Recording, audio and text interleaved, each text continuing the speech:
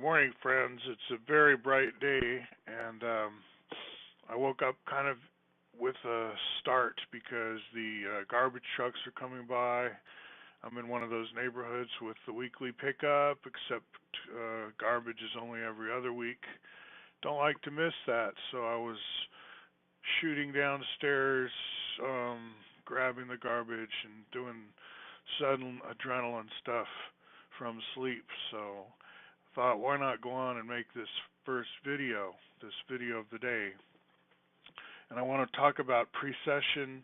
I think, I was kind of ragging on Wired for the Bucky's a crackpot meme because, there's more to say. It's not that he's a crackpot as much as he's a difficult writer. Once we do accept Synergetics into the shelf of books we call philosophy books.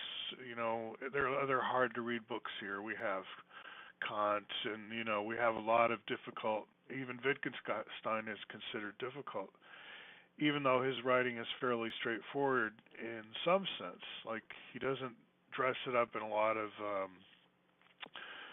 philosophers around his day, Bertrand Russell, and so on, were into propositional calculus and hoped that Wittgenstein would carry forward with their project, which they did not see as turning into computer languages, which is more or less what happens.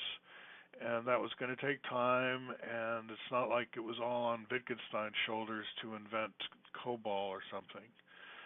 So it's good that he got off those rails and jumped on his own track, which to this day is legendary. The second half of his second philosophy, it's called his later philosophy, which is what I specialized in at Princeton. Insofar as I specialized in philosophy, that was where I went.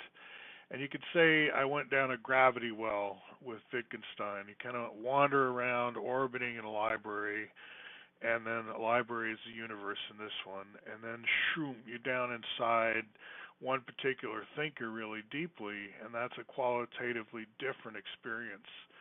And I think this is what Fuller wanted to talk about in having basically only two forces in nature in his book, right? We know that in the standard model, it's not like that. There's the strong force, there's the weak force, there's gravity, there's radiation, there's like the boson, the fermion. There's a whole way to talk about the forces.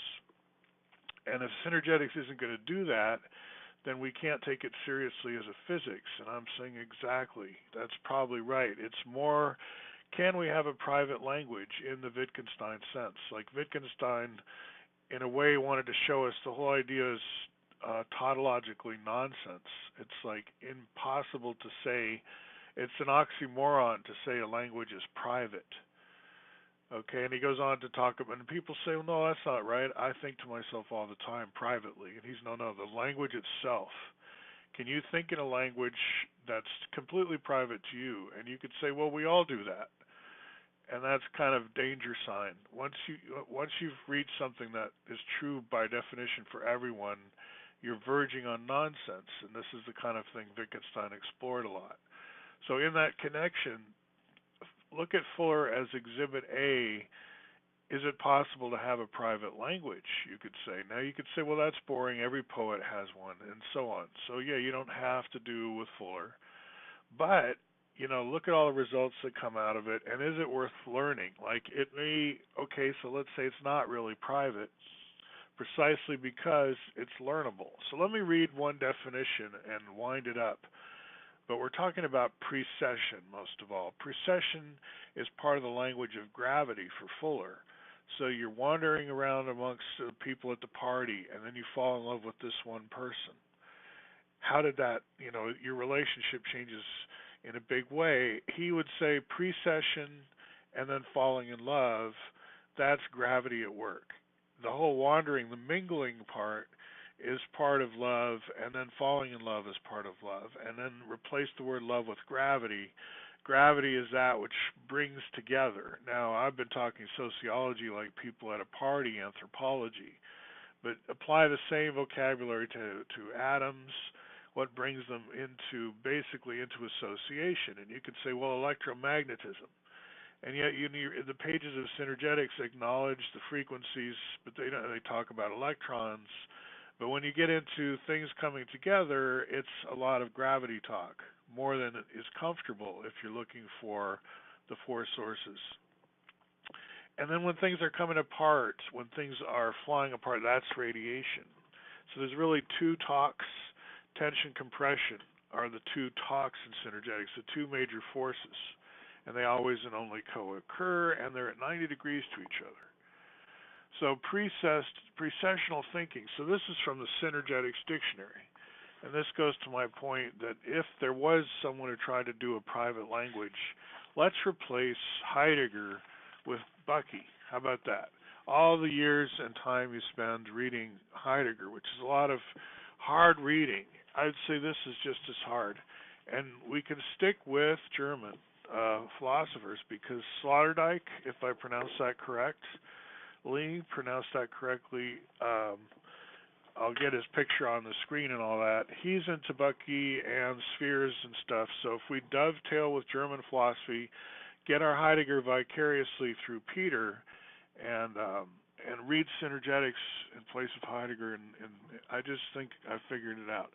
Anyway, quote, precessional thinking, the central and surface angle understandings are fundamental to precessional thinking, which deals locally with the following inward critical proximities, outwardly of which gravity suddenly induces precession at 90 degrees to the earlier falling inward proclivity.